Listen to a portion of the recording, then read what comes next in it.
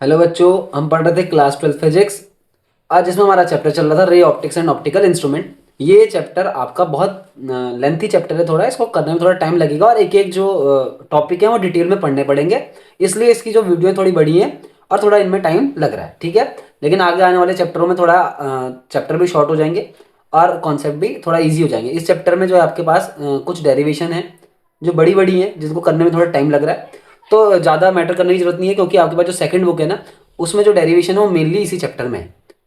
इसी कौन से चैप्टर में, ray optics and optical instrument में। बाकी जो आपके पास चैप्टर होंगे उनमें डेरिवेशन बहुत कम है और आपको इजी वो सब लगने वाला है। तो फिलहाल आपके पास जो भी है, जो भी हम पढ़ रहे हैं उसको आप ध्यान से पढ़ो, समझो, प्रैक्टिस करो। लास्ट वीडियो में हमने reflection through concave spherical surface देखा था।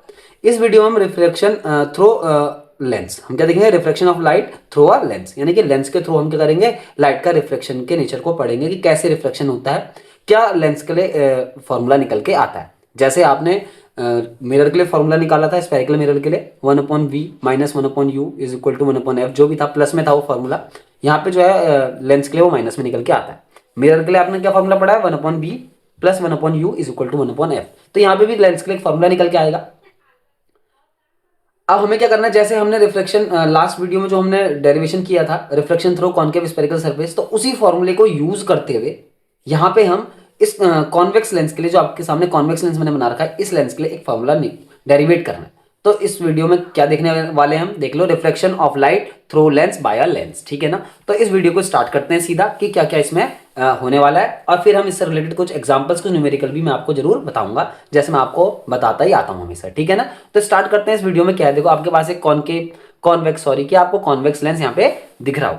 तो ये कॉन्वेक्स लेंस है, इसके सामने हम एक ऑब्जेक्ट रखेंगे, उसका इमेज प्रोड्यूस करेंगे, ठीक है, और उस इमेज के लिए फॉर्मूले लगाएंगे जो हमने लास्ट वीडियो में जो हमने डेरिवेशन देखा उसमें जो फॉर्मूला निकाला था हमने स्फेरिकल सरफेस के लिए, कॉनकेव के लिए निकाला था। लेकिन चाहे कॉनकेव स्फेरिकल सरफेस हो चाहे कॉन्वेक्स स्फेरिकल सरफेस हो, दोनों के लिए फॉर्मूले सेम होते हैं, ठीक है। तो आप कॉन्वेक्स स्फेरिकल सरफेस के लिए भी वाला डेरिवेशन कर सकते हैं जो हमने लास्ट किया है, ठीक है। तो उसी फॉर्मूले को हम इस्तेमाल करते हुए यहाँ पे इस डेरिवेशन को सॉल्व करने वाले हैं। तो क्या है यहाँ पे देख लेते हैं। देखो, consider a bifocal convex lens of reflective index n2। हमने एक यहाँ पे bifocal lens, convex bifocal lens मान लिया है, जिसका जो है रिफ्लेक्टिव इंडेक्स देखो n2 है। इसके देखो लेफ्ट तरफ हमने एक मीडियम कंसीडर करा जिसका रिफ्लेक्टिव इंडेक्स n1 है, और राइट तरफ एक मीडियम कंसीडर करा जिसका रिफ्लेक्टिव इंडेक्स n3 है। आपको ध्यान रखना n2 जो है वो ग्रेटर देन है n1 से, और n2 ग्रेटर देन है n3 से। कहने का मतलब क्या है, जो लेंस का जो यहाँ पे मीडियम है वो डेंसर है as compare to both side of the lens, ठीक है ना। दोनों तरफ लेंस के दोनों तरफ जो मीडियम है वो रियर है as compare to medium of lens. ये बात यहाँ पे ये बोल रहा है। P1 and P2 are the two poles, C1 and C2 are the centre of curvature. देखो P1 P2 दो पोल हो गए। अब दो पोल लेने से अच्छा तो हम डायरेक्टली इसको हम ऑप्टिकल सेंटर मान लो कि P1 P2 जो है वो ऑप्टिकल सेंटर के वेरी नियर है, तो ऑप्टिकल सेंटर से ही सारी डिस्टेंस यहाँ पे लेते हैं। इससे पहले हमने मिरर पढ़ा था। मिरर में क्या था, हम पोल से लेकर डिस्टेंस मेजर करते थे। पोल से लेके ऑब्जेक्ट की डिस्टेंस निकाल दी, इसको हमने यू मान लिया। पोल से लेके इमेज की डिस्टेंस निकाल दी, इसको हम वी से डिनोट करते थे, ठीक है ना। पोल से लेके फोकस तक की डिस्टेंस निकालते थे, पोल से लेके सेंटर ऑफ कर्वेचर तक की डिस्टेंस निकालते थे। यहाँ पे क्या करना है आपको, यहाँ पे ऑप्टिकल सेंटर से ले लेना है डायरेक्टली। P1 P2 को ऑप्टिकल सेंटर के बहुत नियर मानना है और ऑप्टिकल सेंटर से सारी डिस्टेंस ले लेनी है।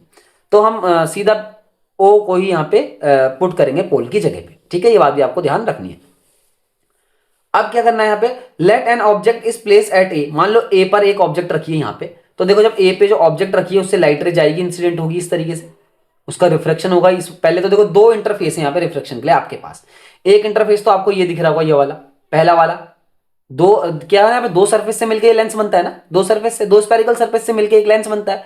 मिरर तो एक ही स्फेरिकल सरफेस से बन जाता है, लेकिन जो लेंस होते हैं वो दो स्फेरिकल सरफेस से मिलकर बनते हैं। तो एक स्फेरिकल सरफेस यह है और एक स्फेरिकल सरफेस यह है, ठीक है। तो पहले वाले स्फेरिकल सरफेस पे ये ए पे जो ऑब्जेक्ट रखा है, ए से चलने वाली लाइट रे पहले वाले स्फेरिकल सरफेस पे यहाँ पे इंसिडेंट होती है, ठीक है ना, जिस पॉइंट को ये एल यहाँ पे कंसीडर कर रहे हैं, ठीक है। फिर यहाँ से रिफ्लेक्ट हो जाएगी। अब देखो ये लाइट रे क्या होगी, थोड़ी सी रिफ्लेक्ट होगी, क्योंकि लाइट रे जो है रेयर से डेंसर मीडियम में जा रही है, तो लाइट रे थोड़ी सी रिफ्लेक्ट हो जाएगी। तो इसको हम डॉट डॉट डॉट डॉट करके, देखो आपने यहाँ पे इस तरीके से यहाँ पे मिला दिया आई डैश पे, मतलब ये लाइट रे जो इधर को गई ना, देखो ये ए से लेके एल डायरेक्शन में गई और एल से लेके इसका रिफ्लेक्शन हो गया एल एम डायरेक्शन में। देखो एल एम डायरेक्शन में चलेगी। जो यहाँ पे आपको डार्क लाइन दिख रही है ना, ये डार्क लाइन एक्चुअल में लाइट यहाँ जा रही है, ठीक है ना। एक्चुअल में लाइट कहाँ जा रही है, ये डार्क लाइन की तरफ को एल एम डायरेक्शन में। इसको हमने डॉट डॉट डॉट डॉट करके यहाँ पे देखो पीछे की तरफ मिलाया, तो ये प्रिंसिपल एक्सिस के एक पॉइंट पे मिल गया आई डैश पर। तो कहने का मतलब क्या है, जो पहला वाला जो सरफेस है ना, ये पहला वाला सरफेस जो आपको दिख रहा है, फर्स्ट वाला स्फेरिकल सरफेस, ये वाला जिसमें मैंने अभी क्या रखा है, पेन की नोक रखी है, ठीक है ना, ये वाला स्फेरिकल सरफेस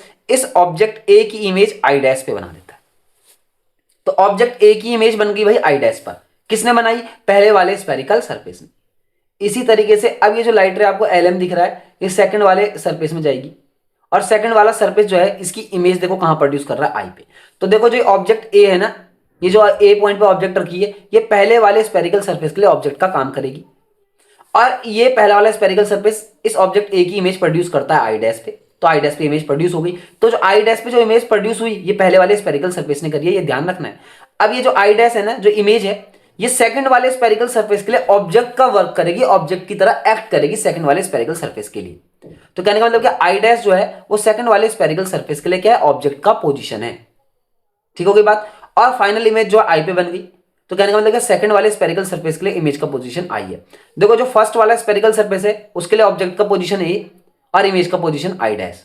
सेकंड वाला जो स्फेरिकल सरफेस आपको जो ये दिख रहा है, इसके लिए ऑब्जेक्ट का पोजीशन ये आई डैश और इमेज का पोजीशन ये आई। अब देखो C1 और C2 दो चीजें और दिखाई दे रही होंगी आपको, ये सेंटर ऑफ कर्वेचर है। तो सेंटर ऑफ कर्वेचर से हमने क्या हुआ, लाइन खींच, देखो C2 से हमने लाइन खींची इस वाले इंटरफेस पे, इस वाले पॉइंट पे, L पॉइंट पे। तो L पॉइंट पे हमने नॉर्मल खींच दिया जो हो गया C2 N2। इसी तरीके से C1 से हमने नॉर्मल खींच दिया इस वाले पॉइंट पे, ये M वाले पॉइंट पे, ये M वाला पॉइंट दिख रहा है यहाँ पे, ठीक है, ये वाला पॉइंट M है, ये वाला, इस तरीके से ये वाला पॉइंट जहाँ पे मैंने अभी पेन लगाया, ये वाला पॉइंट क्या है, M है दूसरे वाले सरफेस पे। तो ये हमने C1 N1 एक और नॉर्मल खींच दिया। ठीक हो गई बात। तो ये तो बात हो गई आपके पास थोड़ा सा फिगर को समझने की कि फिगर क्या क्या आपके पास है। अब आपको क्या करना है, अब आपने यहाँ पे लेंस के लिए फॉर्मूला निकालना है। तो समझ लेते हैं, देखो क्या बोला मैंने, let an object be placed at A. मान लो ऑब्जेक्ट ए पे है, first reflecting surface produces image at I dash. क्या बोला, पहला रिफ्लेक्टिंग सरफेस जो है, दो रिफ्लेक्टिंग सरफेस यहाँ पे लेंस पे होते हैं, तो first reflecting surface produces image at I dash, I dash पे इमेज बन जाती है। दिस इमेज आई डैश, ये इमेज जो आई डैश यहाँ पे बनी, acts as a object for the second reflecting surface। ये second reflecting surface मतलब ये वाले surface के लिए किसका काम करती है, ऑब्जेक्ट का काम करती है, and produces final image at I, और I पर फाइनल इमेज बन जाती है। तो इतना आपने इस टॉपिक में लिखना है और ये वाला चित्र बनाना है। उसके बाद सिंपल इसका डेरिवेशन करेंगे और ये क्वेश्चन सॉल्व हो जाएगा। किस तरीके से डेरिवेशन करेंगे देखो, देख लेते हैं क्या करना हमें इसमें चाहिए। तो देखो पहले मैं यहीं पे दो फॉर्मूले आपको बता दूं। देखो दो बात लिखनी है आपको। सबसे पहले लिखेंगे फॉर फर्स्ट रिफ्रैक्टिंग सरफेस, ऐसे लिख दो, फॉर फर्स्ट रिफ्रैक्टिंग सरफेस। तो पहला रिफ्रैक्टिंग सरफेस आपको दिख रहा होगा, ध्यान से देखो आप। पहला रिफ्रैक्टिंग सरफेस पे देखो मैंने क्या बोला, आपको एक फॉर्मूला लगाना है, जो हमने लास्ट वीडियो में जो फॉर्मूला पढ़ा था, अगर आपको याद होगा तो वो फॉर्मूला जो था वो किस तरीके से था, वो था N2/V, है ना, N2/V। V मतलब इमेज का पोजीशन, है ना, N2/V। अब देखो पहले वाले रिफ्लेक्टिंग सरफेस के लिए, फर्स्ट रिफ्लेक्टिंग सरफेस के लिए मैं आपको फॉर्मूला पे लिख के दिखाता हूं, वो था N2/V माइनस N1/U और इज इक्वल टू था वो N2 माइनस N1/R। इस तरीके का एक फॉर्मूला हमने लास्ट वीडियो में डेरिवेट किया है। तो N2/V है, V क्या होता है, पोजीशन ऑफ इमेज होता है। तो पहले वाले रिफ्लेक्टिंग सरफेस के लिए, फर्स्ट वाले रिफ्लेक्टिंग सरफेस के लिए पोजीशन ऑफ इमेज क्या है, आई डैश है। तो आई डैश से लेके O तक लिख देंगे, यहाँ पे लिख देंगे O आई डैश, इस तरीके से, ठीक है। इसी तरह माइनस करेंगे, माइनस N1 होगा अपॉन ऑब्जेक्ट की पोजीशन क्या है पहले वाले रिफ्लेक्टिंग सरफेस के लिए, ये ए, तो ए से लेके ओ तक लिख देंगे या ओ ए लिख दो इस तरीके से, इज इक्वल टू लास्ट में इधर बच गया N2 माइनस N1। अब पहला वाला रिफ्लेक्टिंग सरफेस है, तो मान लो फर्स्ट वाला जो रिफ्लेक्टिंग सरफेस है इसकी जो रेडियस ऑफ कर्वेचर है ना वो R1 है। किधर को है, देखो पहले वाले रिफ्लेक्टिंग सरफेस किधर को घुमा हुआ है, इस तरफ को घुमा हुआ है ऐसे, तो इस तरफ को इसका स्फीयर बनेगा ऐसे। तो इसका जो हम बात कर रहे हैं किसकी, ये रेडियस ऑफ कर्वेचर की, वो इस तरफ वाली होगी, राइट हैंड साइड वाली, देखो R1 लिख दे, ठीक है। तो ये आपके लिए एक ये इक्वेशन बन गई। इसको ना आप और सही करके भी लिख सकते हो, देखो N2/O आई डैश, चलो इसको ऐसे रहने दो O आई डैश, माइनस इसको ऐसे ही कर, अभी इसको ऐसे ही छोड़ देते हैं, N1/OA is equal to N2 minus N1/R1। इसको इक्वेशन फर्स्ट कंसिडर कर लो, ये होगी इक्वेशन फर्स्ट। R1 क्या है, फर्स्ट वाले रिफ्लेक्टिंग सरफेस की रेडियस ऑफ कर्वेचर, इस बात को आपको ध्यान रखना है। इसी तरीके से देखो हम क्या करेंगे, सेकेंड रिफ्लेक्टिंग सरफेस लेंगे, second reflecting surface, for second reflecting surface.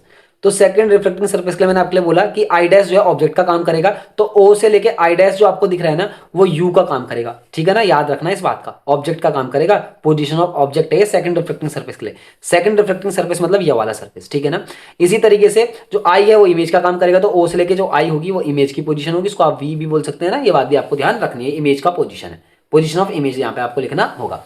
फिर से फॉर्मूला लगाएंगे तो क्या हो जाएगा, देखो अब लाइट रे कहां से कहां जाएगी, देखो अब जा रही है N2 मीडियम से N3 मीडियम में, पहले N1 से N2 में एंटर करी, अब N2 से N3 में जा रही है, तो आप क्या करेंगे N3 अपॉन V की जगह मैंने आपको क्या बोला OI लिखना है, ये OI आ गया है देखो, माइनस N1 N2 से, सॉरी कहां से गई N2 से गई ना, तो N2 अपॉन क्या हो जाएगा OI डैश ऑब्जेक्ट की position for the second reflecting surface, इधर हो जाएगा N3 minus N2 upon R2 second reflecting surface की रेडियस ऑफ कर्वेचर। तो ये बन गई इक्वेशन नंबर 2। तो दो इक्वेशन मैं यहाँ पे बना चुका हूँ, जो भी फर्स्ट इक्वेशन बनी थी सेकंड इक्वेशन बनी थी, फर्स्ट इक्वेशन आप देखें आपने कहाँ पे लिखी है, इक्वेशन फर्स्ट और 2 को ऐड कर दो, तो आप जब ऐड करोगे ना तो आपके पास पहली वाली इक्वेशन को एक बार देख लेते हैं क्या वो इक्वेशन बनी थी, है ना। तो पहली वाली इक्वेशन थी आपके पास N2 upon O I dash minus N1 upon O A, इस तरीके से वो बनी थी, ठीक है। और हमने इसमें ऐड करना है इस वाली इक्वेशन को, तो ऐड कर दो N3 upon O i minus N2 upon O I dash is equal to, इस तरफ क्या बच जाएगा भाई, इस तरफ हो जाएगा N2 minus N1 upon R1 है, ठीक है ना। हम लेफ्ट हैंड साइड और राइट हैंड साइड अलग अलग ही तो ऐड करेंगे, N3 minus N2 upon R2, इस तरीके का ये फॉर्मूला बनेगा। इक्वेशन फर्स्ट और 2 को मैंने यहाँ पे ऐड कर दिया, ठीक है। तो इस तरीके से देखो अगर आपको कुछ दिख रहा होगा, देखो N2 अपॉन ओ आई डैश, N2 अपॉन ओ आई डैश प्लस का माइनस का कट जाएंगे, तो आपके पास जो बच रहा है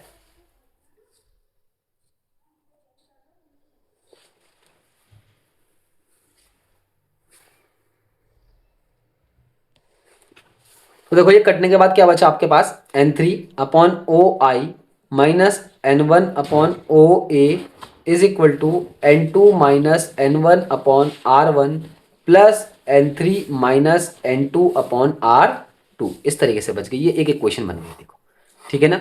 ओ आई क्या है आपको पता भी है, आप सारी वैल्यू पुट भी कर सकते हैं। देखो ओ आई क्या है, पोजीशन ऑफ इमेज है तो वी रख दो उसकी जगह, माइनस ओ ए क्या है, पोजीशन ऑफ ऑब्जेक्ट है उसकी जगह यू रख दो, इक्वल टू क्या हो गया N2 minus N1 upon R1 plus N3 minus N2 upon R2। और ये फॉर्मूला आपके लिए बहुत इंपॉर्टेंट है, ठीक है ना। ये लेंस के लिए जो फॉर्मूला बना ये आपके लिए बहुत इंपॉर्टेंट है, इसको आप बॉक्स में बंद कर दीजिए, ये आपके लिए बहुत इंपॉर्टेंट फॉर्मूला रहने वाला है, ठीक है। तो ये इस तरीके से ये फॉर्मूला बन गया, इसको भी आप इस तरीके से बॉक्स में बंद कर दो, ये बहुत इंपॉर्टेंट इक्वेशन नाम दे दो इसको, स्पेशल नाम दे दो इसको इक्वेशन ए, ठीक है ना। थोड़ा सा स्पेशल इसको रखना है, अलग इक्वेशन है, थोड़ा डिफरेंट इक्वेशन है, ठीक है। तो आगे इसको और सॉल्व करते हैं। देखो आगे क्या करना है, ये इक्वेशन कब है अगर आपको दिख रहा होगा, जब लेंस के दोनों साइड सेम मीडियम नहीं है, एक तरफ तो N1 रिफ्लेक्टिव इंडेक्स वाला मीडियम है और दूसरी तरफ जो है N3 रिफ्लेक्टिव इंडेक्स वाला मीडियम है, मतलब अलग अलग मीडियम है लेंस के दोनों तरफ, ठीक है। आप कैसे मान सकते हो, मान लो क्या कहते हैं, लेंस ऐसी जगह रखा है, लेंस ऐसी जगह रखा है, इस तरफ एयर है और यहाँ पे ये लेंस हो गया और इस तरफ हो गया वाटर, ऐसे करके अलग अलग मीडियम है, अलग अलग दोनों तरफ, ऐसा हमने यहाँ पे कंसिडर करके ये डेरिवेशन को किया है। अब मान लो क्या कहते हैं, लेंस के दोनों तरफ सेम मीडियम हो, मतलब लेंस को एयर में रख दो या लेंस को वाटर में ही डुबा दो, कहने का मतलब लेंस के दोनों तरफ अगर सेम मीडियम हो, यहाँ पे एक बात लिख देंगे, केस फर्स्ट करते हैं, थोड़े से सॉल्व करते हैं इसको। और यहाँ पे बोला मैंने इफ N1 बराबर N3, कहने का मतलब क्या, लेंस के दोनों तरफ सेम मीडियम है, यहाँ पे लिख सकते हो कि आइदर साइड ऑफ लेंस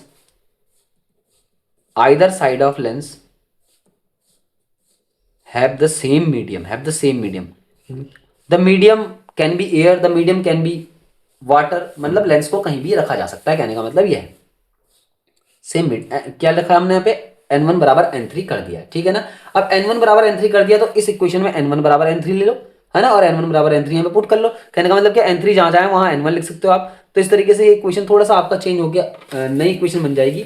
उसमें क्या हो जाएगा, देखो ये हो जाएगा N1 अपॉन वी, यहाँ पे भी N1 रख दिया, minus N1 upon u is equal to N2 minus N1 upon R1 plus यहाँ पे भी N1 minus N2 upon R2, इस तरीके से इक्वेशन बन जाएगी, ठीक है ना।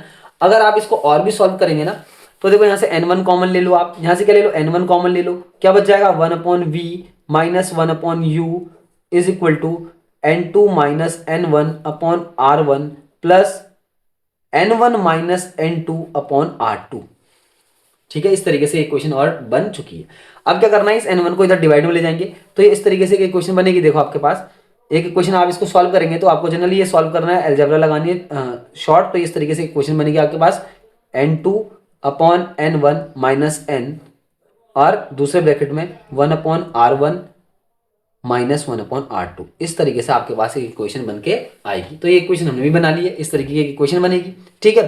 तो इस इक्वेशन को एक और नाम दे दो।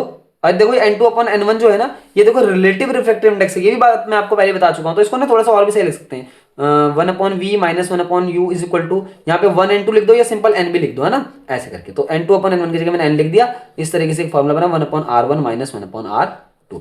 तो देखो एक फॉर्मुला और बना दिया मैंने। इस इक्वेशन को एक और नाम दे दो, इस इक्वेशन को नाम दे दो बी दे दो, चलो कुछ भी लिख सकते हैं आप, इसको 3 भी लिख सकते हैं, यहाँ पे 4 भी लिख सकते हैं। तो इक्वेशन इसको मैंने क्या नाम दे दिया, बी।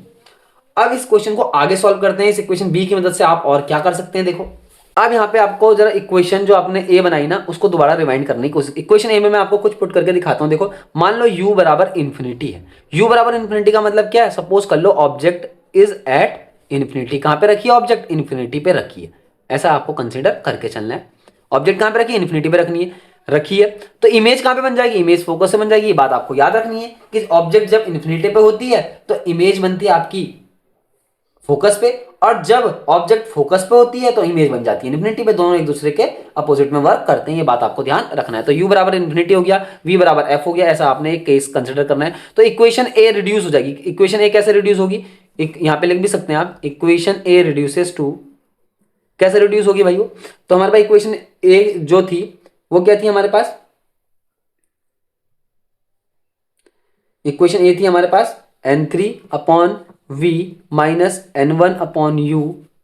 हमने यहाँ पे n1 रख दिया सारा ना। इक्वेशन ए जो हमने लास्ट बनाई उसकी बात करते हैं हम, देखो है ना। अच्छा इक्वेशन ए की बात नहीं करते, इक्वेशन बी जो हमने बनाई ना उसको करते हैं रिड्यूस थोड़ा सा, ठीक है। इक्वेशन बी को क्या कर रहे हैं, हम रिड्यूस कर रहे हैं। इक्वेशन बी क्या थी देखो, उसको याद करते हैं। अभी तो हमने इक्वेशन बी बनाई, क्या बनाई हमने equation b, 1 upon v minus 1 upon u is equal to n minus 1, और क्या बनाई थी हमने 1 upon r1 minus 1 upon r2, इस तरीके की। यहां पे रखते हैं इस वैल्यू को, u बराबर इन्फिनिटी और v बराबर f। u बराबर इन्फिनिटी रखोगे, v बराबर f रखोगे तो ऐसा हो जाएगा 1 अपॉन f बराबर 1 n माइनस 1, और दूसरे ब्रैकेट में 1 upon r1 minus 1 upon r2। देखो 1 अपॉन v की जगह इन्फिनिटी रखा, 1 अपॉन इन्फिनिटी 0 हो गया, माइनस 1 अपॉन u बच गया। 1 अपॉन u की जगह क्या ले रहे हैं, अच्छा देखो v की जगह f था, क्या है v की जगह f है, तो v की जगह f रखा, u की जगह इन्फिनिटी रखा, तो ये वाला टर्म पूरा 0 हो जाएगा, तो 1 अपॉन f बच जाएगा, इक्वल टू ये बच जाएगा। अब देखो इक्वेशन b जो बनी इसको इक्वेशन c मान लो। आप लिख सकते हैं from equation b and c। जो लास्ट इक्वेशन b बनी वो यही थी, देखो b वाली इक्वेशन मैंने यहाँ पे लिख भी दी, यही थी b वाली इक्वेशन, यही थी b इक्वेशन। और इक्वेशन मैंने यहाँ पे क्या करा, देखो ये वाली कंडीशन लगा के मान लिया मैंने ऑब्जेक्ट इन्फिनिटी पे रखी है तो इमेज कहाँ पे बनेगी, फोकस पे बनेगी। तो वो वैल्यू मैंने यहाँ पे रखी, v की जगह मैंने क्या रख दिया, फोकस रख दिया, u की जगह इन्फिनिटी रख दिया, तो ये बन गया फॉर्मूला। b और c फॉर्मूले को अगर आप ध्यान से देखेंगे, इनकी देखो राइट हैंड साइड बराबर है, ये देखो बराबर है, तो इनकी लेफ्ट हैंड साइड भी आपस में बराबर हो जाएंगी। तो एक फॉर्मूला बन के आएगा यहाँ पे 1 upon f is equal to 1 upon v minus 1 upon u. और आपको पता है ये लेंस का फॉर्मूला है, very very important lens formula आप इसको कह सकते हैं। देखो ये लेंस फार्मूला तो हमने तब निकाला जब लेंस के दोनों तरफ सेम मीडियम थे, ठीक है। उससे पहले जो हमने इक्वेशन ए बनाई थी ना, जो सबसे ज्यादा इंपॉर्टेंट इक्वेशन है, वही सबसे मेन डेरिवेशन की सबसे मेन इक्वेशन यहाँ पे वही निकल के आई है। जो इक्वेशन ए जो आपकी बनी है वो इक्वेशन भी लेंस की ही है। वो इक्वेशन कब वर्क करती है, जब लेंस के दोनों तरफ डिफरेंट मीडियम रखे हो, शायद एक तरफ लेंस के एयर हो, दूसरी तरफ लिक्विड हो कोई, ठीक है। और ये वाली जो हमने ये इक्वेशन बनाई लेंस के लिए, ये इक्वेशन तब वर्क करती है जब लेंस के दोनों तरफ क्या हो, सेम मीडियम हो। ये बात आपको सारी ध्यान रखनी है कि ये क्या क्या हो रहा है। तो लेंस का फॉर्मूला तो हम यहाँ पे बना चुके हैं, तो यही आपके लिए इंपॉर्टेंट है। लेंस फॉर्मूला यहाँ पे कैलकुलेट कर चुके हैं, और किस तरीके से लेंस फॉर्मूला कैलकुलेट करना है ये आपको बात ध्यान रखनी है, ठीक है ना। तो ये आपके लिए इस टॉपिक में ये था लेंस फॉर्मूला कैलकुलेट करना। तो लेंस से कैसे क्या होता है, रिफ्रैक्शन होता है लेंस के थ्रू, वो चीज़ हम यहाँ पे सीख चुके हैं। तो ये आपके पास था इस वीडियो में लेंस का फॉर्मूला। देखो तो इस तरीके से ज़्यादा बड़ा भी डेरिवेशन नहीं है, लेकिन थोड़ा सा मेहनत तो आपको करनी ही पड़ेगी, ठीक है। तो इस वीडियो में हमने क्या सीखा, refraction of light through a lens किस तरीके से, और हमने यहाँ पे मेनली कॉन्वेक्स लेंस से सीखा। आप कॉन्केव लेंस के लिए भी यही डेरिवेशन करेंगे तो यही फॉर्मूला निकल के आएगा। ये फॉर्मूला जो हमने निकाला आपके लिए बहुत इंपॉर्टेंट है। यहाँ से मैं आपको कुछ एग्जाम्पल, कुछ न्यूमेरिकल भी करेंगे, हम उनको भी देखेंगे एनसीईआरटी में क्या क्या न्यूमेरिकल है। तो फिलहाल तो क्या है, इस वीडियो में आपके लिए इतना ही है। तो ये वीडियो आपके लिए बहुत इंपॉर्टेंट है, आपको आगे इसको पढ़ना है, कंटिन्यू करना है, बहुत इंपॉर्टेंट है, बार बार प्रैक्टिस करना आप इसकी, तो आपको ये इजीली क्या हो जाएगी, याद भी हो जाएगी डेरिवेशन, और समझ में भी आ जाएगी, ठीक है। तो सबसे मेन मैं आपको पहले बोल रहा हूँ, सबसे मेन क्या है, रिवीजन है। रिवीजन करते रहो आप, आपके पेपर भी आने वाले हैं, कंटिन्यू लगे रहो, मेहनत करते रहो, तो सब हो जाएगा, ठीक है। Okay, thank you.